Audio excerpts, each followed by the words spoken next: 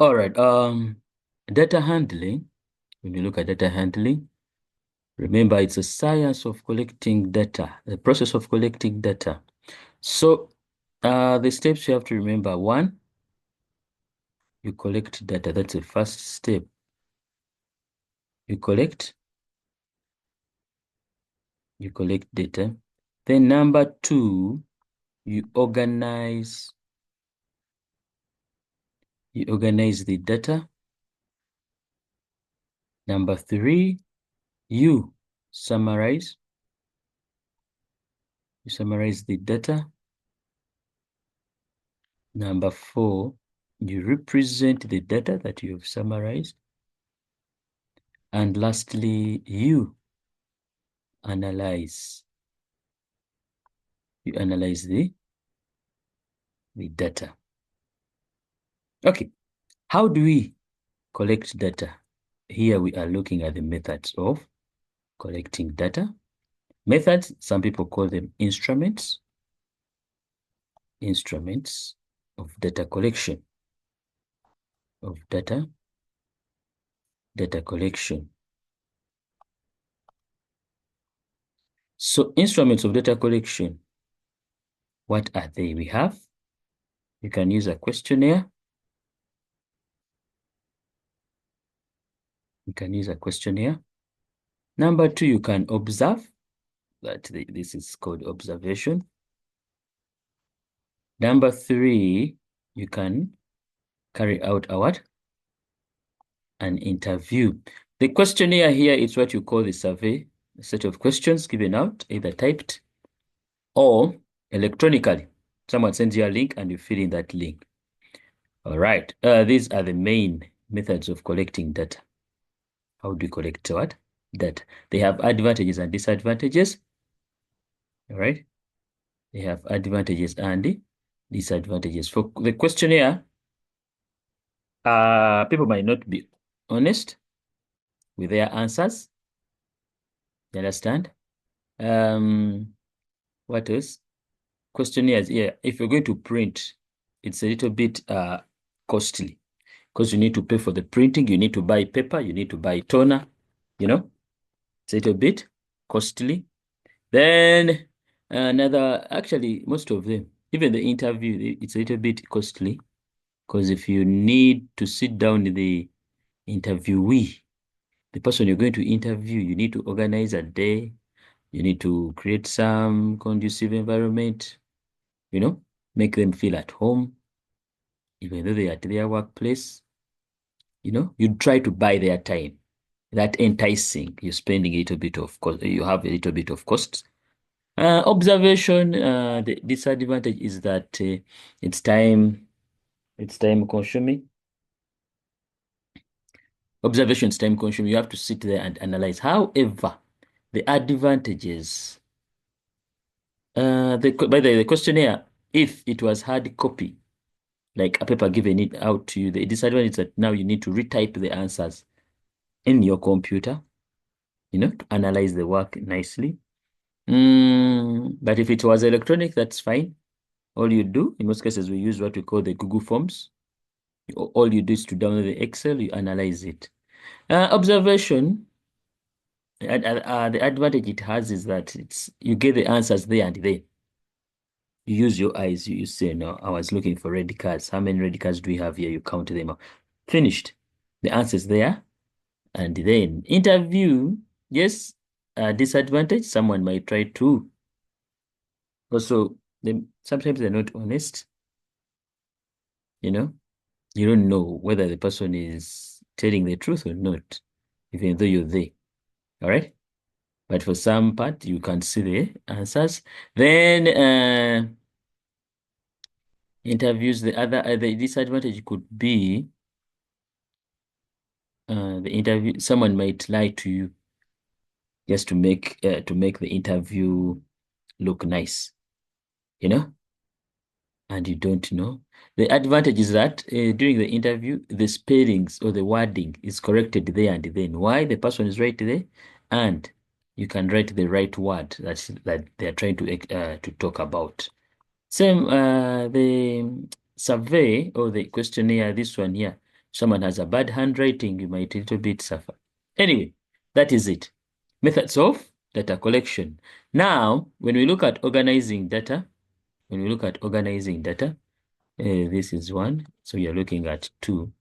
Two, when we look at organizing data, we usually want to put it, classifying it, organizing and classifying. Classifying, we talked about it. That's why you have the continuous and the discrete. We said continuous, this is measurable, yet discrete, it's countable. This is countable, it's not measured. Or we can say it has whole numbers, and we said numbers with what? Commas. Some people might need to see the word decimals. All right, this can be fractions. So organizing. Now, another thing, this is classifying. Then organizing, we shall expect you to know what we call the frequency. The frequency table. Some people call it the tally table. That's when you'll be looking at organizing. Organize that table that might look like this, from 0 to 9, 10 to 20. Then we have 11, 21 to 30, you know. So you have this, we call them intervals. And we have the tallies here.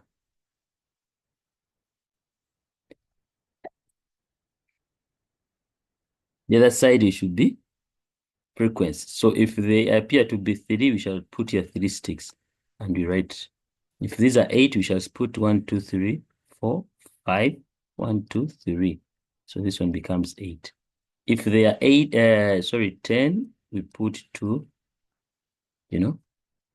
This is what we call the frequency table. And it appears in organizing. This will appear in organizing data. Summarizing data, number 3. Summarizing data, this is when we look at the central tendencies and measures of what? Spread. This is summarizing data. Representing data, we shall look at graphs. Representing data, we look at graphs, box and whiskers, the charts that we can use to represent the data. Analysis, this is when now you come in and you analyze. We shall look at that also. All right, let's continue with our questions. Today we are going to look at representing data. Representing data, and we shall see what we need to see. Representing data.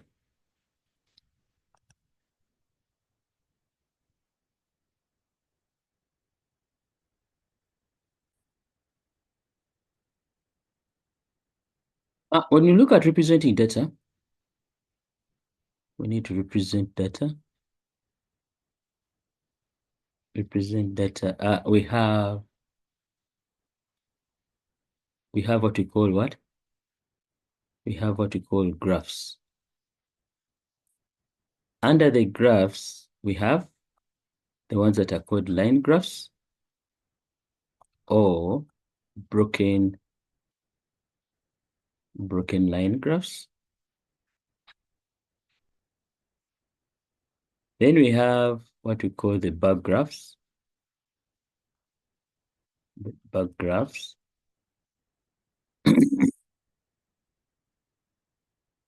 We have what we call the histogram.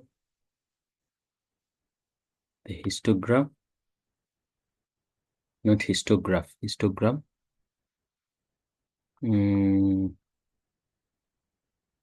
All right. Then under the bar graph, we have what we call the compound. The compound bar graph. This is the one that has more than one bar. It's compound. Okay. Then the other, it's what we call the stack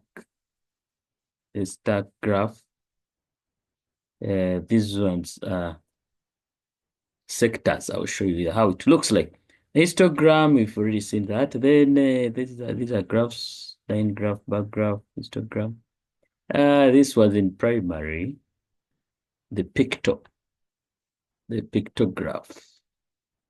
It's not a bar graph, it's a pictograph. It uses images to represent data. All right, there we go to the chart. Actually, we only have one. We have what we call a pie chart. Pie chart, just know it makes up 360 degrees. And if the data is represented in percentages, it has to add up to 100%. No one will ask you to draw it, but you have to know how to interpret it. Then from the pie chart, we have what we call the box and whiskers. Box and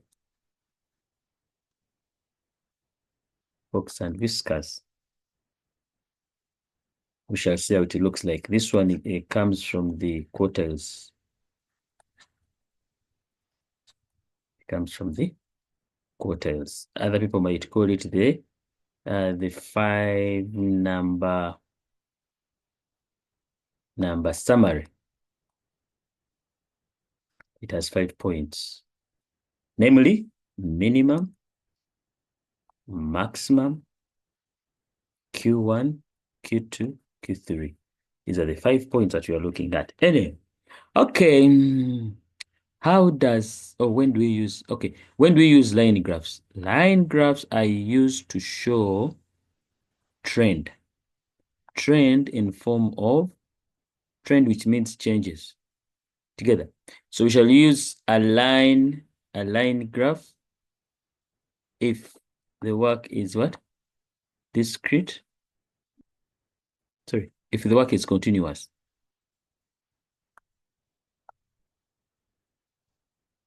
If the work is continuous. Then a broken line graph or discrete data. We use a broken line graph. We shall see how it looks like. The bar graph, a bar graph is used to represent also data. This is commonly used, by the way.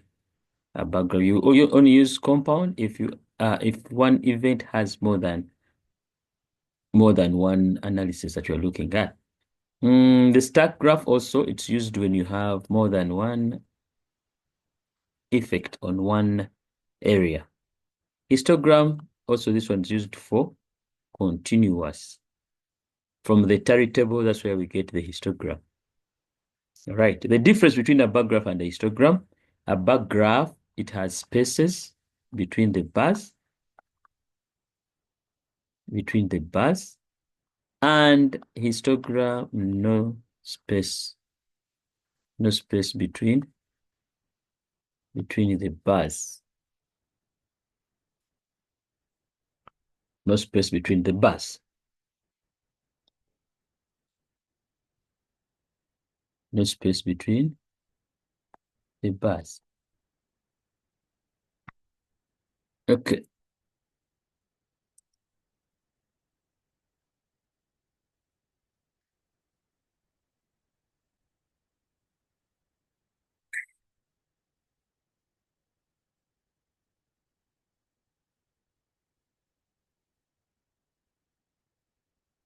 All right.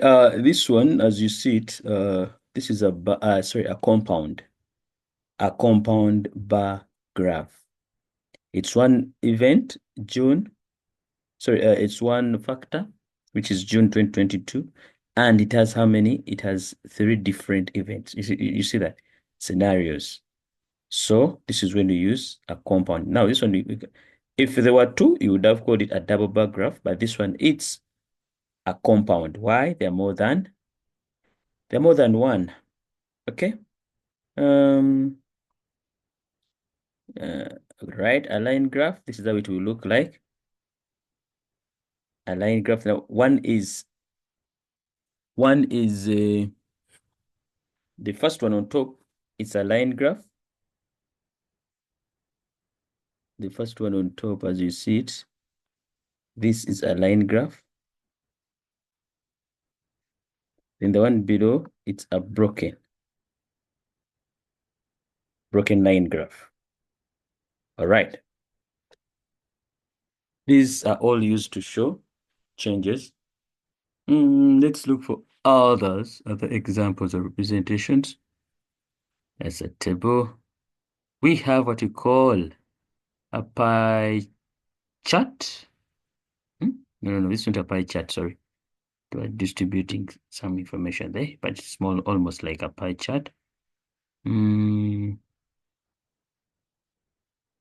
are looking at representing data. This is another one. Now, what you have to know here, it's what we call the once they ask you what type of graph is this one is called a horizontal bar graph. Horizontal bar graph. Okay. Then remember we are looking at presentation.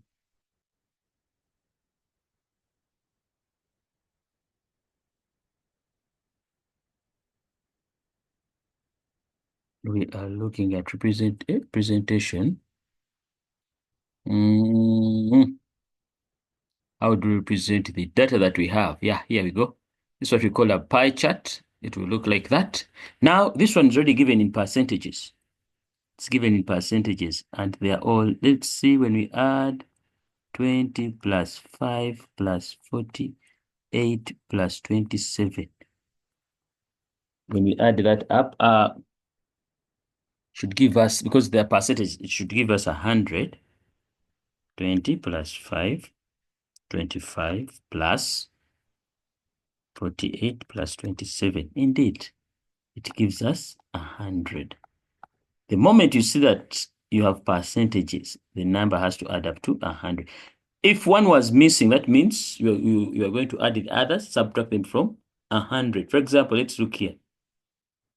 You see this A is missing, but this is 25%. It's fine. Let's see. So that means 2, A, T, and more.